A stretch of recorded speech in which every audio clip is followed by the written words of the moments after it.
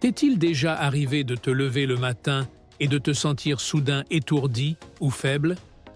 Ce matin, je suis tombé sur une nouvelle qui m'a fait réfléchir à un incident similaire. Un homme de 75 ans, plein d'énergie et de vitalité, s'est effondré sans prévenir, sans aucun signe de douleur ou d'alerte. Il était chez lui, sans avoir rien fait d'inhabituel. Il s'est levé, a fait 2 petits pas, et soudain, tout est devenu noir. Que s'est-il vraiment passé? Selon les médecins, c'était une petite erreur de calcul que des millions de personnes de plus de 70 ans répètent chaque jour. Peut-être même toi, sans le savoir. Cette erreur est si courante que tu l'as fait probablement depuis des années sans t'en rendre compte. On a tendance à croire que si on est réveillé, c'est qu'on va bien. Ou alors qu'on doit immédiatement faire quelque chose. Mais la vérité, c'est que les premières minutes après avoir ouvert les yeux peuvent déterminer non seulement le déroulement de ta journée, mais aussi ton avenir. Une petite négligence ou un geste apparemment anodin peut provoquer une chute, une montée de tension ou même pire. Aujourd'hui, je vais te parler de 7 erreurs matinales que les personnes de plus de 70 ans commettent souvent. Certaines paraissent inoffensives, mais leurs conséquences sont bien plus graves qu'on ne le pense. L'essentiel, c'est que je vais aussi te dire comment éviter chacune d'elles. Tu n'as pas besoin de changer radicalement ton mode de vie.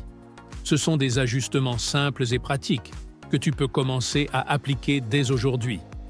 Reste jusqu'à la fin, car l'erreur numéro 6, bien qu'elle semble bénigne, peut vider ton énergie, nuire à ta santé et affecter ton moral. Si tu ne t'es pas encore abonné, fais-le maintenant et appuie sur le bouton. Ton soutien m'aide à continuer à te proposer des stratégies simples et utiles pour une vie plus dynamique. Tu es prêt? Commençons avec le premier sujet. Une minute qui peut tout changer. Imagine un matin ordinaire. Le soleil commence à se lever à l'horizon. Ta chambre est paisible et tu décides de te lever. Sans y penser, tu balances les jambes hors du lit, tu te lèves. Et soudain, tu te sens étourdi ou faible. Ta vision peut s'assombrir ou tu peux avoir l'impression que le sol bouge pendant quelques secondes. En général, on ignore ça, mais cela porte un nom, l'hypotension orthostatique. Il s'agit d'une chute de la pression artérielle qui survient lorsqu'on se lève trop rapidement. Ce n'est pas une maladie, mais après 60 ou 70 ans, les systèmes internes de notre corps réagissent plus lentement à ces mouvements brusques. Lorsque tu es allongé, le sang s'accumule naturellement dans ton corps. En te levant, le cœur doit travailler plus fort pour envoyer suffisamment de sang au cerveau. Chez les jeunes, ce processus est rapide, mais avec l'âge, il peut ralentir. Cela entraîne un léger manque d'oxygène au cerveau, pouvant provoquer des étourdissements ou des pertes de connaissance. Tu peux imaginer les conséquences d'une chute. Hôpital, plâtre, perte d'autonomie et une inquiétude constante chaque matin. Mais il y a une bonne nouvelle. Tu peux éviter cela en seulement 1 minute, sans exercice compliqué, ni médicaments, ni visite médicale. Tu as juste besoin de ce que j'appelle une pause matinale. Au lieu de te lever brusquement dès que tu ouvres les yeux, prends un instant. Assieds-toi lentement. Pose les pieds au sol et laisse ton corps s'adapter pendant 30 secondes. Fais tourner tes chevilles. Bouge les poignets. Étire doucement ton dos si tu veux. Tu respectes ainsi la transition naturelle entre la position couchée et debout. Crois-moi, ce n'est pas de la paresse, c'est de la sagesse. J'ai appris cette leçon à la dure le jour où je me suis levé trop vite et que j'ai failli tomber. Depuis ce jour, je laisse à mon corps un petit moment pour s'adapter et la différence a été incroyable. Plus de vertige, plus de palpitations. Juste une énergie douce et stable. Imagine que tu traverses un pont. Tu peux courir les yeux fermés ou avancer prudemment, en regardant où tu poses les pieds. La seconde méthode est bien plus sûre, plus facile et plus respectueuse de ton corps. Alors demain matin, n'oublie pas, ne te lève pas d'un coup. Prends un moment. Tu te sentiras plus stable, plus lucide, et tu commenceras la journée avec confiance plutôt qu'en prenant un risque. Maintenant, parlons d'une autre erreur silencieuse que l'on commet avant même le petit déjeuner. Beaucoup d'entre nous avons une routine matinale. Aller à la cuisine, préparer le café, mettre l'eau à bouillir pour le thé. Mais dans notre empressement à avoir notre dose de caféine, on oublie souvent quelque chose de simple mais crucial. Boire un verre d'eau au réveil est essentiel. Pendant la nuit, le corps continue de fonctionner. Le cœur bat, les poumons respirent, les reins filtrent le sang, et tout cela utilise des liquides. On perd de l'eau en respirant, en transpirant, ou par de petits mouvements, même sans avoir soif. Au réveil, tu es déjà légèrement déshydraté, ce qui peut épaissir ton sang et fatiguer ton cœur. Après 70 ans, la sensation de soif devient moins fiable, et ton corps peut avoir besoin d'eau sans que tu t'en rendes compte. Avant, je croyais que si je n'avais pas soif, je n'avais pas besoin de boire. C'est faux. Depuis que je mets un verre d'eau à côté de mon lit, j'ai remarqué un changement impressionnant. Plus de clarté mentale, moins de somnolence au réveil, une meilleure digestion. Boire de l'eau le matin améliore la circulation sanguine, active doucement ton métabolisme et soutient tes organes, surtout si tu dois prendre des médicaments. L'eau aide les comprimés à se dissoudre et à être absorbés, tout en réduisant le risque d'irritation de l'estomac ou du foie. En y réfléchissant bien, c'est comme envoyer un message à ton corps « Je prends soin de toi ». Avec cette petite habitude, tu démarres déjà la journée avec une énergie positive. Si tu préfères un peu de goût, tu peux ajouter du citron ou du miel. Mais l'important, c'est de donner à ton corps le liquide dont il a besoin après plusieurs heures de sommeil. La prochaine fois que tu vas à la cuisine, pense à boire un verre d'eau avant ton café. C'est un petit changement, mais il peut faire une grande différence. Parlons maintenant d'une autre habitude matinale qui pourrait nuire à ta santé, le café. Rien qu'en sentir l'arôme, on dirait que ton cerveau s'active instantanément. Pour beaucoup de gens, le café représente le réconfort du matin, quelque chose de familier et stimulant. Pourtant, il y a un point que peu considèrent. Le café est très acide et bourré de stimulants. Le consommer à jeun, surtout le matin, quand ton corps est le plus vulnérable, peut irriter ton système digestif et activer les hormones du stress. Imagine un instant, ton estomac est vide depuis des heures. Puis tu y verses du café, rempli d'acide et de composés, qui stimulent encore plus la production d'acide gastrique. À long terme, cela peut entraîner des brûlures d'estomac, une gastrite ou aggraver des troubles digestifs déjà existants. De plus, le café augmente le taux de cortisol, l'hormone du stress. Un peu de cortisol peut t'aider à te réveiller, mais en excès, il peut provoquer nervosité, anxiété et hausse de la tension artérielle. Alors, faut-il arrêter complètement le café? Pas forcément. Un petit changement peut faire toute la différence. Mange quelque chose de léger avant, comme une poignée de noix, un fruit ou une tranche de pain grillé. Cela apaise l'estomac et ralentit l'absorption de la caféine. Tu profiteras toujours du goût et de l'énergie, mais sans brutaliser ton organisme. Avant, je me levais et buvais du café immédiatement. Mais je me rendais compte que j'étais irritable et anxieuse. Depuis que je mange une banane ou un petit biscuit avant mon café, je me sens plus calme et j'apprécie davantage ma boisson. Le café doit être un plaisir, pas une source de stress. En protégeant ton corps avec ce petit geste, ta tasse du matin devient un allié, pas un agresseur. Une simple tranche de pain peut paraître insignifiante, mais crois-moi, ton estomac et ton système nerveux te remercieront. Parlons maintenant de ces moments où ton corps te demande de ralentir et que tu refuses de l'écouter. En vieillissant, on réalise que la façon dont on commence la journée influence tout le reste. Pourtant, on oublie facilement qu'en dormant, Notre corps est en mode repos total. Les muscles se relâchent, la circulation ralentit, les articulations se détendent et le liquide articulaire circule moins bien. Alors, quand le réveil sonne, beaucoup d'entre nous bondissent du lit, filent à la cuisine, se penchent pour ramasser quelque chose ou remplir une bouilloire. Ce réveil brutal peut être un choc pour un corps encore endormi. C'est comme démarrer une voiture en hiver. Tu ne mets pas les gaz à fond dès le début, tu la laisses chauffer. Ton corps, surtout la colonne vertébrale, les genoux et les hanches, des zones sensibles aux raideurs ou à l'arthrose, fonctionnent pareil. Des mouvements brusques, se pencher ou se tourner trop vite, peuvent causer des tensions ou petites blessures qui s'accumulent avec le temps. Alors, comment échauffer ton corps?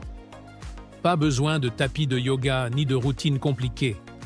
Allongé dans ton lit, commence par fléchir doucement les pieds, faire tourner les chevilles, bouger les doigts, faire des cercles avec les épaules et tourner doucement la tête de gauche à droite. Consacre 1 à 2 minutes à chaque articulation, comme un message. Il est temps de se réveiller. Ensuite, assieds-toi sur le bord du lit. Hausse doucement les épaules et redresse ton dos. Tu sentiras tout de suite plus de stabilité dans tes jambes. Avant, je sautais du lit, puis je me demandais pourquoi mes genoux craquaient toute la matinée.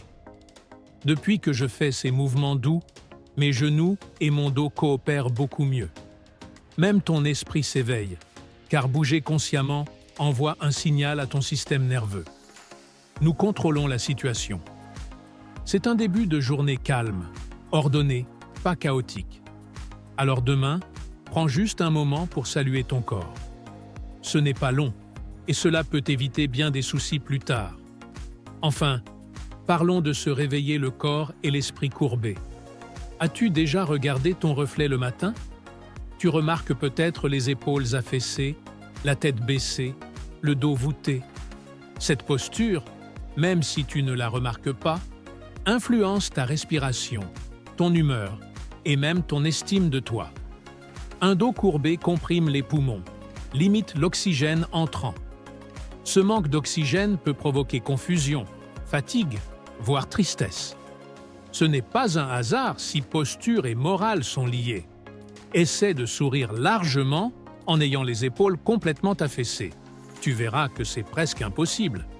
Quand tu te voûtes, ton système digestif est aussi comprimé, ce qui ralentit la digestion et peut provoquer ballonnement ou inconfort. C'est incroyable et frustrant de voir à quel point quelques minutes de mauvaise posture peuvent influencer toute ta journée. Mais tu n'as pas à subir ça. Le secret, c'est de s'entraîner à adopter une posture plus droite, avant que ton corps ne se fige dans une position voûtée. Commence au lit. Étire tes membres en imaginant une corde douce qui te tire du coccyx jusqu'au sommet du crâne. Quand tu t'assieds, pose fermement les pieds au sol. Ramène les épaules en arrière, garde le menton dans une position naturelle et respire profondément. Pendant ces 20 secondes, dis à ton corps « On commence cette journée avec force, sans se replier sur soi-même. » Si tu ressens un inconfort au début, ne t'inquiète pas. C'est juste ton corps qui s'adapte à une base nouvelle, plus saine. Rapidement, tu remarqueras que tu respires plus profondément, que ton regard est plus clair, et même que ton humeur s'améliore. Ta posture reflète ton état intérieur. Redresse-toi, et tu te sentiras plus fort, prêt à affronter ta journée. Si tu te laisses aller, tu te sentiras vieux, fatigué ou démotivé. Alors offre à ton corps ces quelques instants d'alignement. C'est une routine simple qui peut transformer ton bien-être tout au long de la journée. 6e point, ce que tu oublies probablement chaque matin et qui affecte ton équilibre. Tu as peut-être remarqué que certaines personnes bougent légèrement les pieds en se levant, comme pour tester leurs jambes. Mais la vraie question est, quand as-tu pris le temps de vraiment te concentrer sur tes jambes, tes pieds, tes chevilles et tes mollets dès le matin? Beaucoup d'entre nous fonctionnent en mode automatique, en espérant que le corps suive. Mais après 70 ans, ce pilote automatique peut commencer à lâcher. Avec le temps, les muscles s'affaiblissent. Les récepteurs dans les pieds deviennent moins sensibles et le cerveau traite plus lentement les signaux liés à l'équilibre. Cela mène souvent à des chutes qu'on attribue à un tapis mal placé, un sol glissant ou un vertige soudain.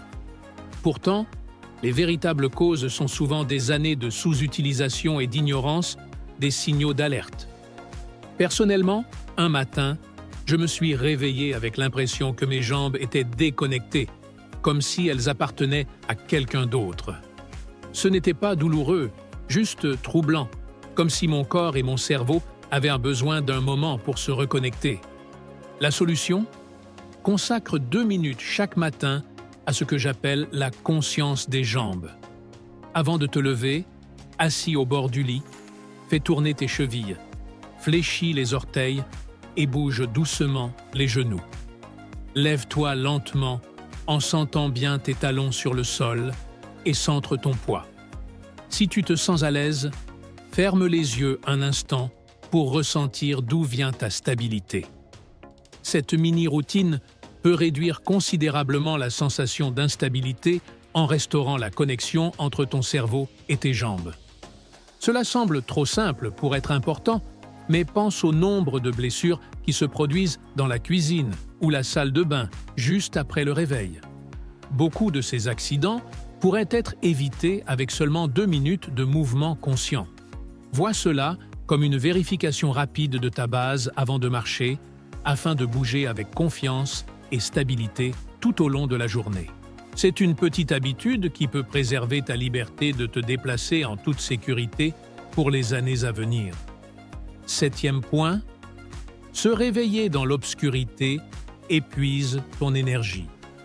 T'est-il déjà arrivé d'ouvrir les yeux dans une pièce sombre et grise, avec les rideaux tirés et sans lumière naturelle, et de te dire que tu pourrais rester au lit encore 1 heure? Cette obscurité persistante peut tromper ton cerveau, lui faisant croire qu'il fait encore nuit. Une des signalisations les plus puissantes pour réguler notre horloge interne, surtout avec l'âge, c'est la lumière. Quand nos chambres ressemblent à des grottes, on se prive de ce signal naturel qui dit « Réveille-toi, le monde est là ». Notre horloge biologique, appelée rythme circadien, dépend fortement de la lumière du jour pour se synchroniser. Si la lumière matinale est insuffisante, on risque somnolence, baisse de morale et troubles du sommeil. Tu peux être fatigué toute la journée, mais incapable de dormir la nuit, ou bien t'assoupir à des moments aléatoires, car ton cerveau ne distingue plus le jour de la nuit. Après 70 ans, le rythme circadien peut encore plus se désynchroniser, aggravant la situation. Mais il existe une solution simple. Inonde ton espace de lumière naturelle dès que possible. Si tu peux le faire en toute sécurité et confortablement, ouvre les rideaux 1 ou 2 minutes après t'être réveillé. Laisse la lumière du jour toucher ta peau et tes yeux. Même les jours nuageux, la lumière extérieure reste bien plus forte que celle des lampes intérieures. Vois cela comme le bouton de réinitialisation quotidien de ton corps. Elle stimule la sérotonine, cette molécule du bien-être qui se transforme ensuite en mélatonine pour t'aider à bien dormir le soir. Si tu as un petit balcon ou une terrasse, sors un instant. Même le simple fait de respirer l'air frais peut être incroyablement revitalisant. Bien que cela paraisse trop simple, ceux qui ont adopté cette habitude me disent souvent « Je me sens plus éveillé, plus stable et mieux dans ma peau ». Tu seras surpris de la différence entre commencer ta journée dans une pièce sombre et le faire dans une chambre baignée de lumière et accueillante. La lumière est comme une nourriture pour ton cerveau, aussi essentielle que l'eau, le mouvement doux et un bon petit déjeuner.